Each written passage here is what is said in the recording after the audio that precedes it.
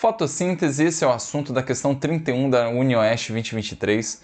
Cara, um assunto bem grandão, eu sei que é complicadíssimo, então já vou deixar aqui um resumão do Vitão para vocês saberem tudo de fotossíntese fazendo exercícios, que é o mais importante aqui para mim no QBio, cara, que é a minha preocupação. Quero que vocês acertem a questão, beleza? Então vamos com tudo, segue a vinheta.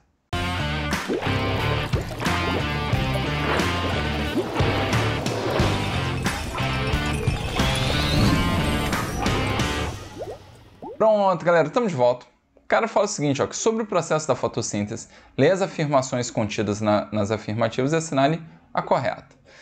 Então, o cara diz o seguinte, ó, que o oxigênio é liberado por meio da quebra da água exposta à ação da luz, havendo a captação do hidrogênio da água pelo NADP2, que se transforma em NADPH2, tá? E tal reação constitui uma das fases da fotossíntese denominada de fotofosforilação. Bom, antes de seguirmos aqui, avaliarmos a questão A e seguirmos, vamos dar uma relembrada aqui, velhos sucessos, porque esse esqueminha, um resuminho, né, da fotossíntese, tá? Ele está me dizendo o seguinte, ó, que a água, ok, e o CO2, matéria inorgânica, de fato é matéria-prima para a produção de quem? Ó? Açúcares, vamos caracterizar aqui a nossa queridíssima glicose e vamos deixar aqui de lambuja, né, o oxigênio, que é extremamente importante, beleza? Sem balancear, sem nada, a gente tem luz, né? Ou seja, estamos transformando matéria inorgânica em matéria orgânica, né? Ou seja, essa luz,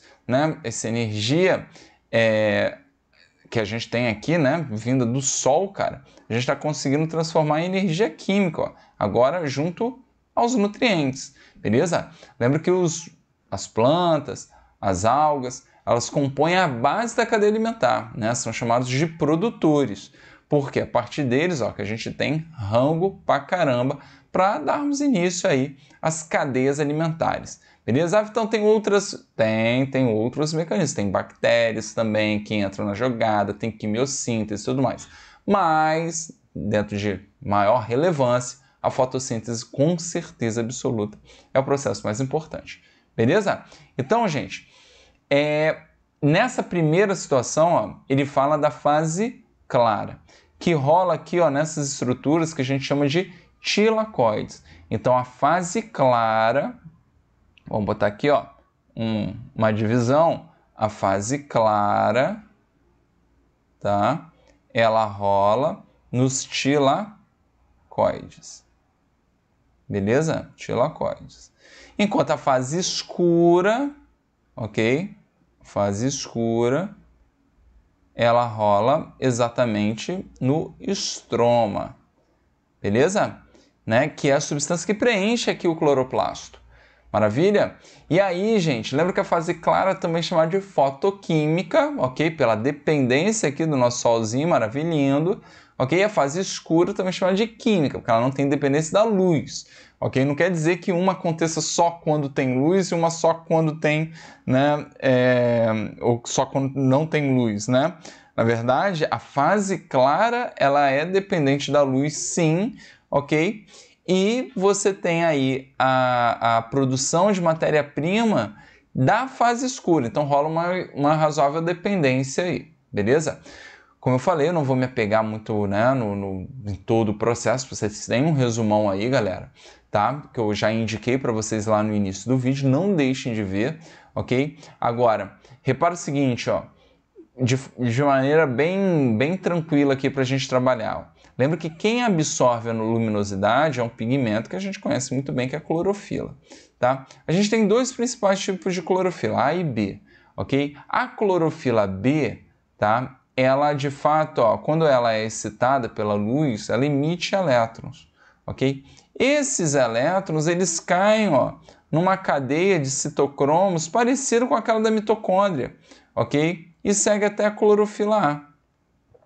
Só que qual é o intuito de cair nessa cadeia de citocromos? É produzir ATP. Então reparem que fotofosforilação é uma das etapas, sim, da fase clara. Ó. Então está aqui, ó, inclusive, ó, no nosso resuminho, caracterizando a produção de ATP. Então, fotofosforilação, a gente atrela a produção de ATP. Essa fotofosforilação que eu estou desenhando aqui, ó, em que um elétron de uma clorofila cai na outra, ok? É chamado de fotofosforilação acíclica. Beleza? Tranquilo? Por quê? Porque o elétron não volta. Existe a fotofosforilação cíclica. Maravilha? Só que dentro de um entendimento razoável, ok? Dentro de uma lógica da vida, vamos dizer assim, o cara não pode emitir elétron eternamente, né? O cara ele tem que, né, trabalhar a ideia da reposição desses elétrons. E quem repõe os elétrons? Exatamente, ó, a nossa queridíssima água. Tá? E aí a água ela é quebrada em 2H+, mais 2 elétrons, ok? Mais meio de O2. Olha o O2 aqui, ó. Então, ó, olha a questãozinha aqui, ó. Aqui super recente, ó. Onde que caiu? Então, não deixem de assistir essa questãozinha aqui para vocês, tá? Então, um tema que cai em tudo quanto é prova, ó. O cara fala que marca o oxigênio da água e você sempre vai achar ele no oxigênio molecular, que a gente tanto necessita, ok? E esses elétrons aqui, ó, repõem os elétrons emitidos pela clorofila B, tranquilo? E o excedente aqui, ó, de H+, que vai tendo no meio, vai sim, né, reduzir o NADP mais em NADPH2, beleza? Tranquilo? Então, a afirmativa A, ela tá bonitona até o finalzinho, porque essa reação aqui de quebra da água, a gente chama de fotólise, beleza? Fotólise da água e não de fotofosforilação.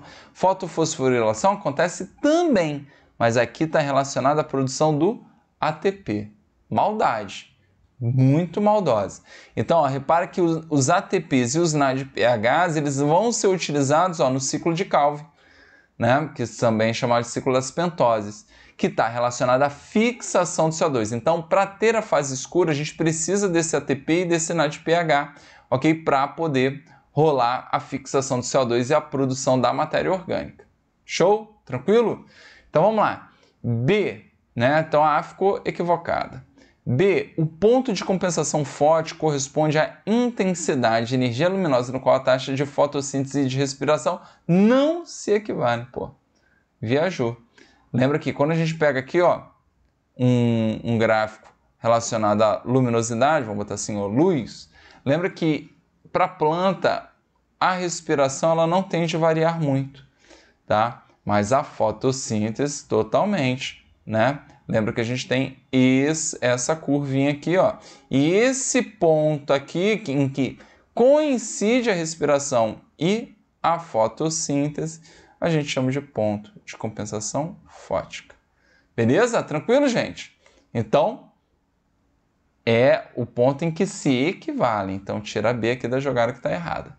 Beleza? Então vamos lá, galera. Ó, não deixem de se inscrever no canal, hein, galera? Importantíssimo esse resumão aí, ó, do Vitão. Galera, curte demais. Meu irmão, tem canal de membro aqui, já tem uma plataforma lindona, ok? Bem objetiva para matar questões. Eu quero que vocês, meu irmão, detonem nas provas. Maravilha? Então a gente vai sempre fazendo esses comentários aqui e ampliando as correções. Show? Então na C, ele diz o seguinte, ó. Com exceção da energia fixada por micro-organismos quimiosintetizantes, aí ó, quimiossíntese também importante aí no mundo no nosso planeta, né? E principalmente no mundo dos micro-organismos, as bactérias falam bastante. Ele diz que a energia fixada pelas plantas durante a fotossíntese constitui a base da maior parte das cadeias alimentares do planeta, ok? Cara, isso aqui, essa questãozinha aqui na 31, ela seria bem polêmica, tá? Por que ela seria bem polêmica? Porque a gente fica muito atrelado aqui, não só as plantas, né, cara? Ele tinha que ter colocado aqui, ó, um /algas, né? Porque se tem uma história mais velha que o rascunho da Bíblia, é o papo do planeta. A gente está relacionando a floresta amazônica, ser ou não ser, né, o pulmão do nosso planeta. Cara, isso é um papo velho, a gente sabe que as algas que são as responsáveis, ok? Então, assim, quando ele diz que a energia fixada pelas plantas durante a fotossíntese constitui a base da maior parte das cadeias alimentares do planeta, não tá errado, mas ele também não está indo no pé da letra, né? E evitando aqui a utilização das algas, tá? Então, assim, eu não acredito que anulem essa questão, mas ela ficou um pouquinho maldosa nesse sentido aí de interpretação, porque eu tenho certeza que muita gente levou para esse sentido das algas e serem aí, né, o principal pulmão do nosso planeta, galera, que, né, a gente tem 2/3 do planeta que é o oceano, então o que de fato, né, é a maior parte aqui que ele está trabalhando, né, ele bota aqui em relação a uma parte das cadeias alimentares e tudo, enfim. Eu achei um pouco polêmico para uma prova de vestibular, para um concurso, beleza? Só que nas demais, ó, vamos ver a D. A capacidade fotossintética da planta sofre influência de fatores internos e externos, beleza. Dentre os fatores externos, pode citar a disponibilidade de água e nutrientes, a temperatura, a irradiância, ok? No caso a luz, né? A concentração de CO2 e ele botou o teor de clorofila, ok? Então, se são os fatores externos, né? A clorofila, cara, é o que está aqui, meu irmão, dentro principalmente, né, dos tilacóides aqui do cloroplasto, beleza? Então, ele deu uma viajada aqui, né, no finalzinho da letra D. E na letra E, ele fala que fotossíntese é um processo realizado pelas plantas, ok? Para a produção de energia necessária para a sua decomposição. Não entendi essa parada, não faz muito sentido, né? Lembra que quando você olha para a planta, tudo que tem ali da planta está relacionado, né, ao que foi produzido na fotossíntese, né? Obviamente que você tem vias metabólicas que vão diferenciando, né, as substâncias e tudo mais, mas não é para que ela seja decomposta, né? Não é energia para que role a sua decomposição, né? A decomposição vai ser feita lá pelas bactérias, pelos fungos, após, né, a morte aí da plantinha, mas fugiu realmente o sentido. Então, assim, se fosse levar essa questão no pé da letra, ok? Eu acho que ela estaria com uma possibilidade aí de anulação devido a essa informação que não é de fato exata, né? A gente tem aí as algas que, devido, né, à ocupação da maior parte do nosso planeta, os oceanos, né, ela é quem de fato tem maior influência na taxa fotossintética. Mas eu acho que dá para aceitar, beleza? Mas eu não curti muito a colocação dela. Beleza, gente? Então, vamos aguardar aí o que eles vão colocar e até a próxima.